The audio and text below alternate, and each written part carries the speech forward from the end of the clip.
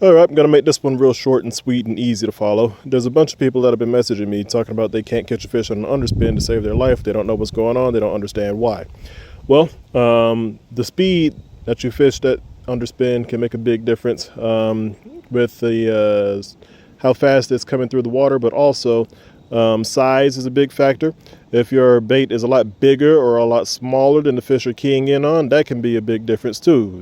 You would think that in these places where they're eating 5 and 6 inch gizzard shad and herring, that those would be the bait fish that you would be wanting to imitate. But sometimes they get keyed on really, really little bitty tiny threadfin shad that are only 2 inches long. So that can be a big deal right there. Now, also, the specific plastic that you use and the specific underspin that you use make a world of difference too. You do not want to use one of those underspins that need to be snapped first or need to be fished fast or reeled faster through the water to get that blade to start turning. What you want is one where the blade starts turning immediately as soon as it hits the water. You want that bait working immediately. Stiffer plastics are going to force you to fish faster. That's why I'm using this one. This one is a lot softer and requires a lot less movement or a lot less effort for me to get it to start swimming. This is a spot choker underspin. I believe that's a 3/8 ounce or a 1/4 ounce, one or the other, I'm not sure. And this is the Rapala Crush City Mayor swim bait.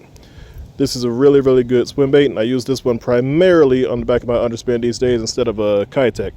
I don't get paid by either of those companies. I'm just saying they're really good. Now watch this in the water. I'm not even turning the handle. I'm just dragging it through the water. Do you see that flicker on the tail fin there? Do you see the blade spinning?